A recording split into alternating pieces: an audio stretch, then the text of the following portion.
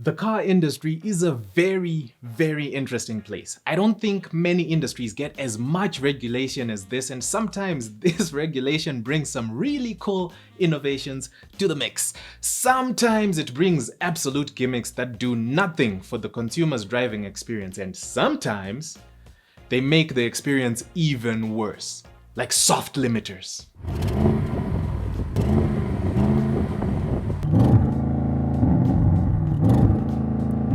But that is a story for another day. Today, I want to rant about hybrids. Yes, that includes all those Honda Fit hybrids in the Zim streets.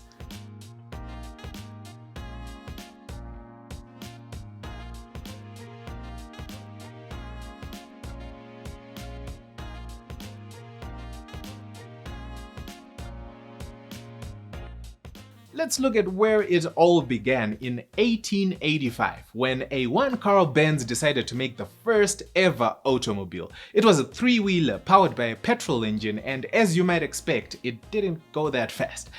This format of the engine over the centuries kept getting improved and modified to smooth and powerful perfection, and just when things were getting pretty wild in the car industry,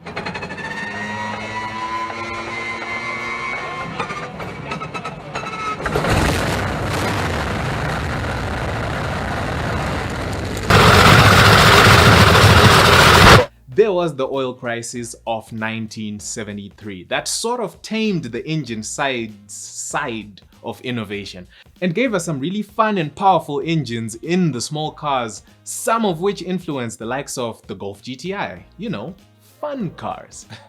It was not until global warming was considered to be a thing that these gimmicks then started. Cars were now by law asked to be fitted with devices to reduce pollutants that came out of the exhaust. So by including stuff like catalytic converters to deal with nitrogen oxides and particulate filters to deal with stuff like smoke particles produced by these engines. This in turn made cars not sound as great as before, and some manufacturers even went as far as throwing soft limiters onto their cars, so that you cannot rev a car to the red line if it wasn't moving. What if I just want to show off my big fat V8?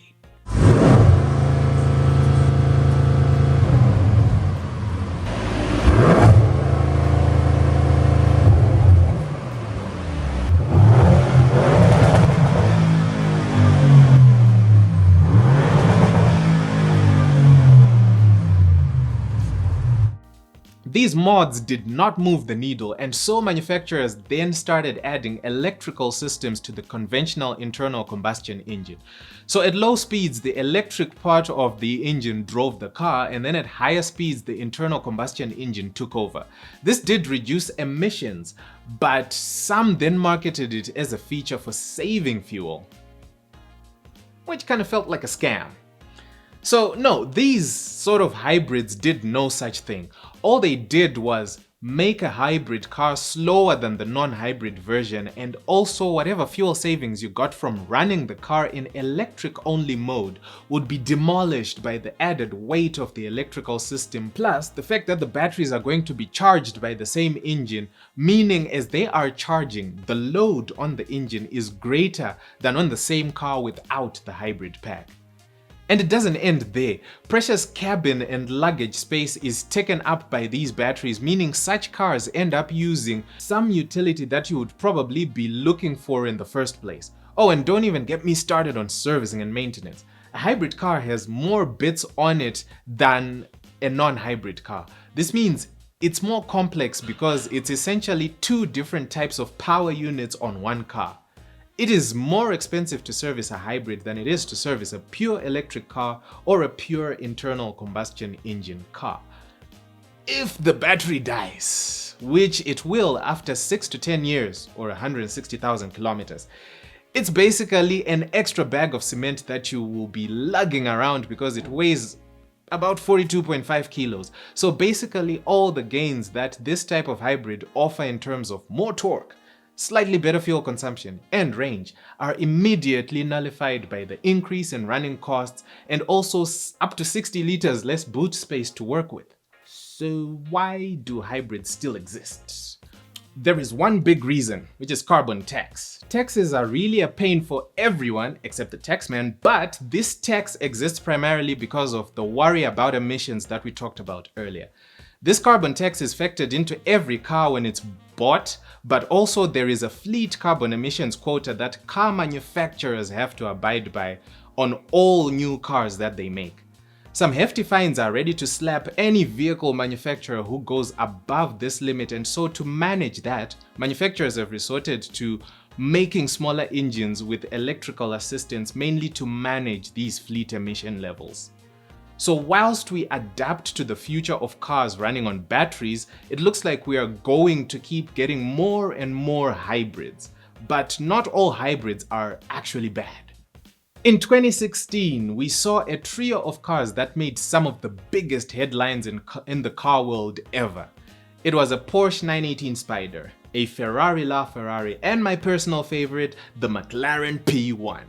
These were some of the most hardcore and most technologically advanced supercars from their respective manufacturers. And check this out.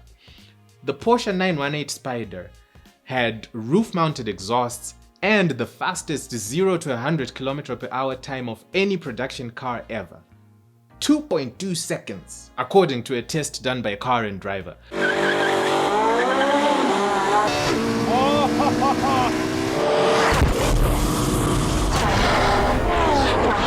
Even the fastest Bugatti can't do that. The McLaren P1's brakes are coated with a material called silicon carbide, which at the time was only ever used on spaceships. Actual spaceships, guys.